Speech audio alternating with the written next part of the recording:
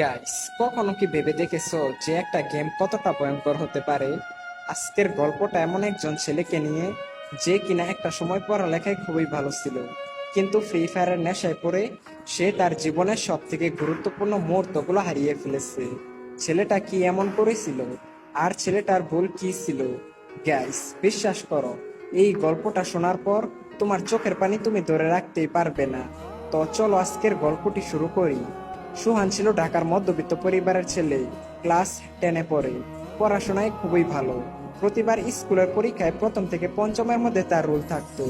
বাবা ছিলেন ব্যাংকের অ্যাকাউন্টেন্ট, আর মা হলেন গৃহিণী। তাদের পরিবারটা আনন্দ এবং খুশি দিয়ে ভরা ছিল।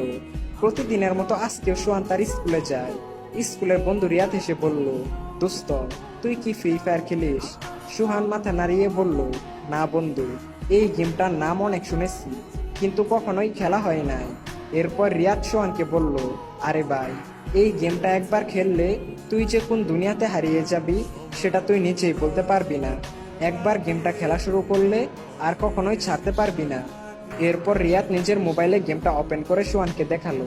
গেমের সুন্দর লবি, গুলি চালানোর আওয়াজ আর গ্রাফিক্স সব মিলিয়ে সোহানের ভিতরে গেমটা খেলার জন্য এক ধরনের উত্তেজনা সৃষ্টি হয়।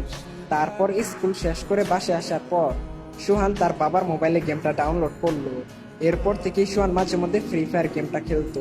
প্রতিদিন আধা ঘন্টা থেকে 1 ঘন্টার মতো গেমের দুনিয়াতে হারিয়ে যেত। শুরুর দিকে সুহান তেমন একটা ভালো খেলতে পারতো না, বারবার খালি মারা যেত। কিন্তু গেমের লবিতে দাঁড়িয়ে থেকে অপেক্ষা করা, টিম মেম্বারদের সাথে কথা বলা, এসব তাকে গেমের ভিতরেই ধরে রাখতো। সুহানের জীবন তখন অনেকটাই স্বাভাবিক ছিল। স্কুল থেকে বাসায় আসার পর হালকা পড়াশোনা, পরিবারের সঙ্গে সময় কাটানো, মাঝে মাঝে বন্ধুদের সঙ্গে মাঠে ফুটবল খেলা, এসবই ছিল তার নিত্যদিনের কাজ। প্রথম দিকে গেম খেলাটা ছিল শুধুমাত্র বিনোদনের জন্য, কিন্তু সময়ের সাথে সাথে গেমের প্রতি আগ্রহ দ্রুত বেড়ে গেল। রাতের বেলা মা ডাকলে সে বিরক্ত হতো, এই তো মা, শেষ ম্যাচ। কিন্তু সেই শেষ ম্যাচ আর শেষ হতো না। আর আস্তে আস্তে সোহানের খেলার সময় বাড়তে লাগলো। 1 ঘন্টা থেকে 2 ঘন্টা, তারপর 3 ঘন্টা। গেমের প্রতি আগ্রহ এতটাই বেড়ে গেল যে সময় কোন দিক দিয়ে যাচ্ছে সেটা সে বুঝতেই পারতো না। প্রথম দিকে সে বলতো, কিছুদিন গেম খেলে তারপরে গেম খেলা কমিয়ে দিব, কিন্তু তার কথা মতো না হয়ে গেম খেলার সময় আরো বেড়ে গেল। স্কুলে ক্লাসে সে মনোযোগ দিতে পারতো না। বই খুলে ফ্রি ফায়ারের ম্যাপ দেখতে পারতো, বইয়ের মধ্যে চোখ থাকলেও মনোযোগ পড়াশোনায় থাকতো না। গেমের নতুন আপডেট এবং র্যাঙ্ক স্কোর কিভাবে বাড়ানো যায় সেটা নিয়েই সবসময় চিন্তা করতো। তার বাবা মা প্রথম দিকে কিছুই বুঝতে পারেননি, ভাবলেন হয়তো একটু সময় কাটাচ্ছে। সুহান পড়ালেখায় সময় না দিয়ে এই ফ্রি ফায়ার গেমের পিছনে সময় দিতে লাগলো। তার স্বপ্ন হয়ে উঠলো সে একদিন ফ্রি ফায়ার গেমটার মাধ্যমে অনেক বড় ইউটিউবার হবে, এবং তার কাছে ভিভেসও থাকবে, আর সবাই তাকে গেমের মধ্যে অনেক সম্মানও করবে। স্কুলের সময় হলে সে স্কুলে না গিয়ে বিভিন্ন জায়গায় বসে ফ্রি ফায়ার খেলতো। কিছুদিন পর সোহানের মা তাকে ধরে বলল, বাবা, এত গেম খেলছিস কেন? চোখের সমস্যা হয়ে যাবে তো, পড়াশোনার অবস্থা তো খুবই খারাপ হয়ে যাচ্ছে। সোহান জবাব দিল, মা, আমি সবকিছু সামলাতে পারবো, কোনো সমস্যা নেই। কিন্তু সোহানের মা ঠিকই বুঝতে পারলো তার ছেলে এখন অনেকটাই বদলে গেছে। আগে যেমন তার ছেলের মুখে সবসময় হাসি খুশি থাকতো, কিন্তু এখন তার ছেলে পুরোপুরি চুপচাপ, কখনো রাগ করতো, কখনো মনমরা হয়ে বসে থাকতো। এদিকে সোহান নিজের রুমে গিয়ে দিনের পর দিন এই গেমটার পিছনে সময় দিতে লাগলো। গেমের প্রতি আসক্তি এতটাই বেড়ে গেল যে প্রতিদিন 15 থেকে 18 ঘন্টার মতো র্যাঙ্ক পুশ করত। আর সেই কারণে আস্তে আস্তে সোহানের শারীরিক এবং মানসিক অবস্থার পরিবর্তন ঘটতে লাগলো। সারা রাত র্যাঙ্ক পুশ করার কারণে সকালের দিকে সোহানের চোখগুলো লাল হয়ে যেত। স্কুলে মনোযোগ নেই। শিক্ষিকা বললেন, সোহান, এত মনোযোগ হারাচ্ছিস কেন? সোহান কোনো উত্তর দিল না। সোহান রাতেও গেমটা খেলতে লাগলো, এমনকি রাত 2টা থেকে 3টায় ঘুমাতো। সোহানের ঘুম কম হতে লাগলো, আর সেই কারণে মুখ ফ্যাকাশে হয়ে যেতে শুরু করলো। আর অতিরিক্ত গেম খেলার কারণে মাঝে মধ্যে সোহানের চোখ দিয়ে পানি পড়া, মাথা ব্যথা, চোখে কম দেখা, আরো বিভিন্ন ধরনের মানসিক সমস্যার সৃষ্টি হতে লাগলো। সোহান এই সব কিছু বুঝতে পেরেও কাউকে কিছুই বলতো না। তোমরা আগে হয়তো জেনেছো, সোহান একজন মেধাবী ছাত্র ছিল। সে আগে পরীক্ষায় ভালো রেজাল্ট করতো, কিন্তু এখন সে ফ্রি ফায়ারের নেশায় পড়ে আসক্ত।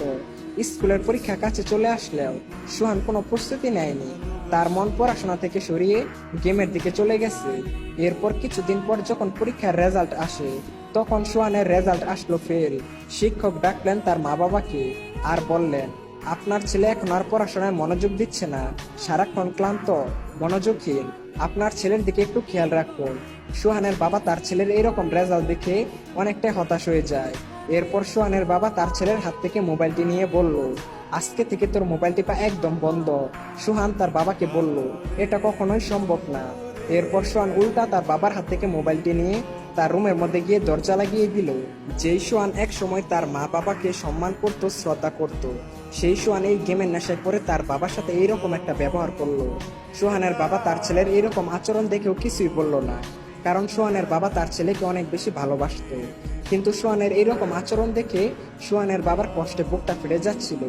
বস, এটা তো মাত্র শুরু। সোহান গেমের আসক্তিতে পড়ে এমন কিছু কাজ করে যেটা তোমরা কল্পনাই করতে পারবে না। এরপর থেকে সোহান স্কুলে যাওয়া বন্ধ করে দিল। গেমের ভিতরে তার সাথে নতুন নতুন বন্ধুদের সাথে পরিচয় হতে লাগলো। ধীরে ধীরে সোহান বাস্তব জীবনের বন্ধুর চেয়ে এই অনলাইন বন্ধুদের সাথে বেশি সময় কাটাতে লাগলো। তাদের সাথে ঘন্টার পর ঘন্টা কথা বলতো। আর বাস্তব জীবনের বন্ধুদের সাথে যোগাযোগ প্রায় বন্ধ হয়ে গেল। বাস্তব জীবনের বন্ধুর চেয়ে এই অনলাইন জীবনের বন্ধুই তার কাছে আপন হয়ে উঠলো। তো একদিন সোহান র্যাঙ্ক পুশ করতেছিল।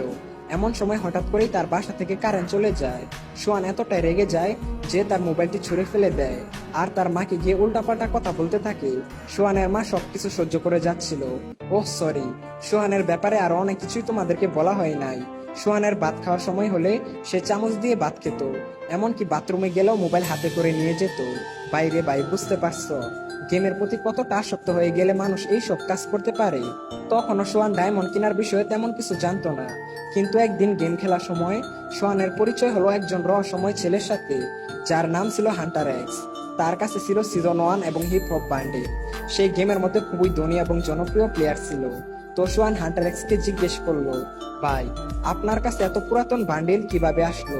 তখন হান্টার এক্স বলল, এই সব ডায়মন্ড দিয়ে কিনেছি। সোহান বলল, ডায়মন্ড কি ভাই? এরপর হান্টার এক্স বলল, গেমের মধ্যে টাকা খরচ করে ডায়মন্ড কিনতে হয়, তারপর ডায়মন্ড দিয়ে এইসব বান্ডিল পাওয়া যায়। সোহান বলল, ও আচ্ছা, এই ব্যাপার। তাহলে গাইস, সোহান এখন কি করবে? সে কি তার বাবা মায়ের কাছ থেকে টাকা চুরি করে ডায়মন্ড কিনবে? আর হান্টার এক্স আসলে কে? সামনে কি হতে চলেছে?